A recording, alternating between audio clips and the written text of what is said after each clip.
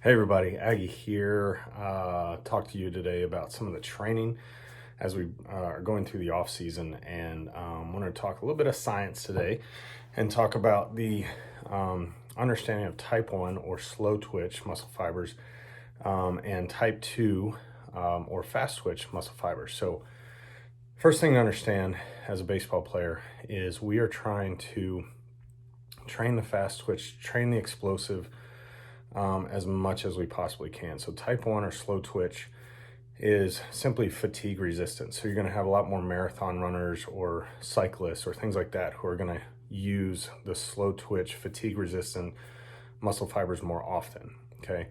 And then when you get into explosive movements, your bodybuilders, your baseball players, your football players that are, sprint type activities, wide receivers, fullbacks, you have these short, quick bursts of explosiveness in the game. And so you need to train as such. And particularly around baseball, when you're swinging and you have this, less than half-second swing, or as a pitcher where you're doing high intensity work every 10 to 15 seconds on the mound over a prolonged period of time, your body needs to be trained as such.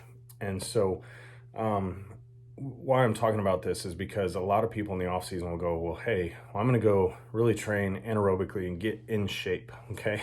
Well, you're not a marathon runner, right? That's not how you should train as a baseball player. You should be training anaerobically. And so there's been this long time myth of what we call flush runs in the realm of pitching, in particular in baseball. And those flush runs were often implemented in high school, college, pro levels type of things, where there's one organization in particular that used to make their guys do 5-mile flush runs a day after they pitch, and people go, oh my gosh, my legs are toast, my arm feels better though, da da da da.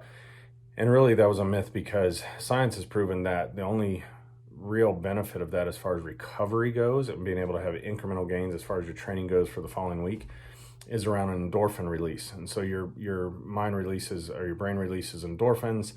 You have this euphoric high, if you will, and you're like, oh, I feel better. But it's not really actually helping the joints and the tendons and the ligaments and the muscles recover, because what's happening when you actually pitch or have those quick, short bursts of movements, you're actually tearing muscle tissue.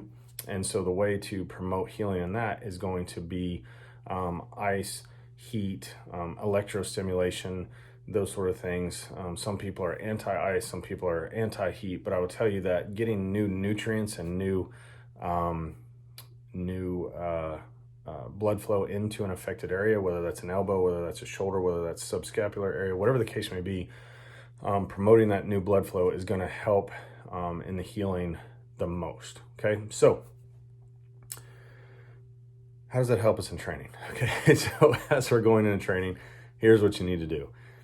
You need to be training anaerobically for explosive movements, right? Quick starts, jumping with explosive movements in a lateral or vertical fashion, right? Things that you're going to be doing to simulate what you're going to do on the mound or in the batter's box, core rotation, explosive movements, trying to really have high intensity for a short period of time and then drop. And this goes back to what I was talking about type 2 muscle fibers or fast twitch, right? So they can do higher load type movements, but for a shorter period of time, versus type 1 or slow twitch can do lower load type training, but for a longer period of time. They're fatigue resistant. So as a baseball player, we have this kind of unique situation where we're training for the short, quick bursts of explosive movements at the highest intensity that we can.